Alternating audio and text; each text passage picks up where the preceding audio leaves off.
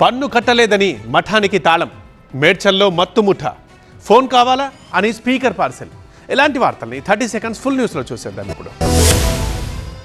శ్రీకాళహస్తి పుణ్యక్షేత్రంలో municipal revenue అధికారుల నిర్ణయం సంచలనం రేపింది. ఆస్తి పన్ను చెల్లించలేదని పుష్పగిరి మఠానికి తాళం వేశారు. గత డిసెంబర్ 31 లోపు పన్ను చెల్లించాల్సి ఉన్నప్పటికీ ఇప్పటికీ చెల్లించలేదు. పలుమార్లు నోటీసులు ఇచ్చినా సరే మఠం నుంచి ఎలాంటి స్పందన లేకపోవడంతో ఈ నిర్ణయం తీసుకున్నట్టు చెప్పారు అధికారులు. ఈ నెల 31 లోపు నిర్ణీత ఆస్తి పన్ను చెల్లించాలని నోటీసులు ఇచ్చారు. 59,936 రూపాయల పన్నును 31వ తేదీలోపు చెల్లించాలని నోటీసుల్లో పేర్కొన్నారు. అరియర్స్ పెండింగ్ పై నోటీసు జారీ చేసి మఠానికి తాళం వేశారు. ఒక్క ఏడాది పన్ను పెండింగ్ ఉన్నందుకే తాళం వేయడం ఏంటని ప్రశ్నించారు పుష్పగిరి మఠం మేనేజర్ లోకేష్.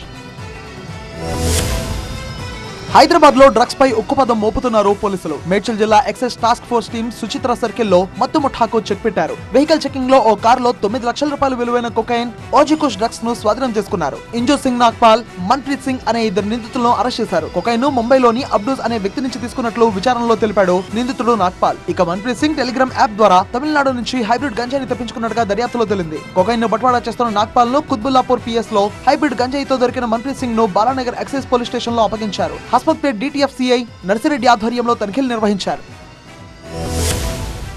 తుంగతుర్తి ఎమ్మెల్యే మందుల శామ్యూల్ హిందూ మతాన్ని కించపరిచేలా వ్యాఖ్యలు చేశారని, అతనిపై తక్షణమే క్రిమినల్ కేసులు నమోదు చేయాలని విశ్వ హిందూ పరిషత్ బీజేపీ నేతలు రాష్ట్ర డీజీపీని కోరారు. మందుల శామ్యూల్ ఇటీవలే ప్రజావేదికపై చేసిన వ్యాఖ్యలు హిందూ సమాజాన్ని తీవ్రంగా అవమానించే విధంగా ఉండడమే కాకుండా సమాజంలో కులాల మధ్య విద్వేషాలు రెచ్చగొట్టేలా ఉన్నాయన్నారు బీజేపీ వైస్ ప్రెసిడెంట్ కళ్యాణ్. భారతీయ సంస్కృతి సాంప్రదాయాన్ని అవమానించేలా ఎమ్మెల్యే వ్యాఖ్యలు చేయడం కేవలం హిందువుల మనోభావాల్ని మాత్రమే కాదు, దేశ సమైక్యతను కూడా దెబ్బతీసే చర్యగా భావించాల్సి వస్తుందన్నారు. ఇటువంటి వ్యాఖ్యలు సామాజిక సామరస్యాన్ని దెబ్బతీసి సమాజంలో విభేదాలు పెరగడానికి కారణమయ్యే ప్రమాదం ఉందన్నారు.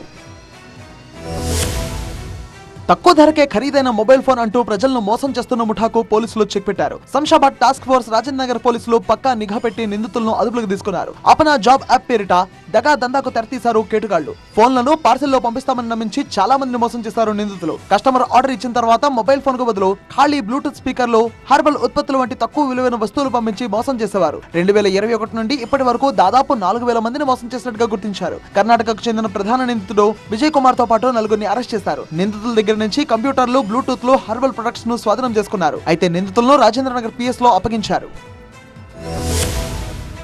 చిన్న మొత్తాల పేరిట మరో దగా ఆదిలాబాద్ జిల్లాలో తెరపైకి వచ్చింది. భారీ వసూళ్లకు పాల్పడి కస్టమర్లను మురుడి కొట్టించిన అక్షర చిట్ ఫండ్ మోసాల డొంకను పోలీసులు గదిలించారు. బాధితుల నుంచి ఫిర్యాదులు వెల్లువెత్తిన క్రమంలో అక్షర చిట్ ఫండ్ మోసాలపై ఫోకస్ పెట్టారు. ఆదిలాబాద్ 2 టౌన్ పోలీస్ స్టేషన్ లో అక్షర చిట్ ఫండ్ పై 12 కేసులు నమోదయ్యాయి. ఇదే చిట్ ఫండ్ పై రాష్ట్ర వ్యాప్తంగా 96 చీటింగ్ కేసులున్నాయి. 6 నెలలుగా తప్పించుకు తిరుగుతున్న Akshara chit fund managing director Perala శ్రీనివాసరావును ఆదిలాబాద్ జిల్లా పోలీసులు ఎట్టకేలకు అరెస్ట్ చేశారు. నిందితుడి నుంచి 5 ఫోన్లు, ఐప్యాడ్, ఒక డంగెల్ ను స్వాధీనం చేసుకున్నారు. చట్ట ప్రకారం నిందితులపై చర్యలు తీసుకోవడం సహా బాధితులకు న్యాయం జరిగేలా చూస్తామన్నారు ఆదిలాబాద్ జిల్లా ఎస్పీ అఖిల్ మహా.